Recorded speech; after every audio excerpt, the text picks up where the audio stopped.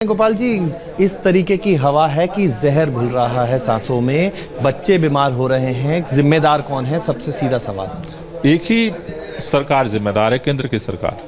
आप क्यों नहीं? हम तो अपना काम कर रहे हैं। हम यही बात तो 2.5 महीने से कह रहे हैं कि जो सरकार काम कर रही है दिल्ली की, उतना भी अगर भारतीय जनता पार्टी की सरकारें काम करती हैं, दिल्ली के चारों, उत्तराखंड में भाजपा की सरकार, हरियाणा में भाजपा की सरकार, उत्तर प्रदेश में भाजपा की सरकार, मध्य प्रदेश में भाजपा की सरकार, राजस्थान में भाजपा की सरकार, केंद्र में भाजपा की सरकार।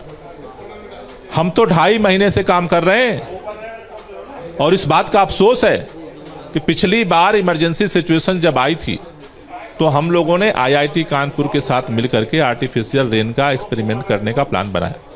उसमें यह तथ्य सामने आया कि इसके लिए केंद्र सरकार के बहुत सारे विभागों की परमिशन चाहिए।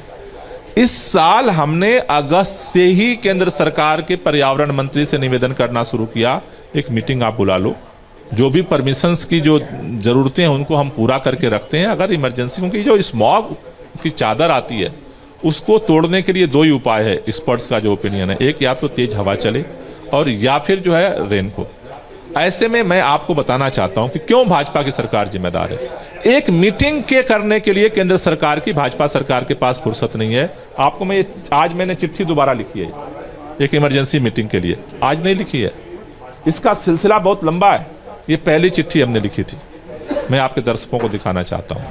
ये पहली चिट्ठी हमने 30 अगस्त को लिखी थी, कोई जवाब नहीं आया। फिर हमने ये 23 अक्टूबर को चिट्ठी लिखी, कोई जवाब नहीं आया। ऑनलाइन एक मीटिंग हुई, उसमें हमने निवेदन किया, केंद्रीय कृषि मंत्री जी भी थे, केंद्रीय पर्यावरण मंत्री भी थे, एक मीटिंग बुला लीजिए, नहीं बुलाई गई। आज हमें फिर चिट्ठी लिखनी पड़ी है कि इमरजेंसी मेजर्स के लिए इमरजेंसी मीटिंग बुला करके हमें परमिशन दीजिए।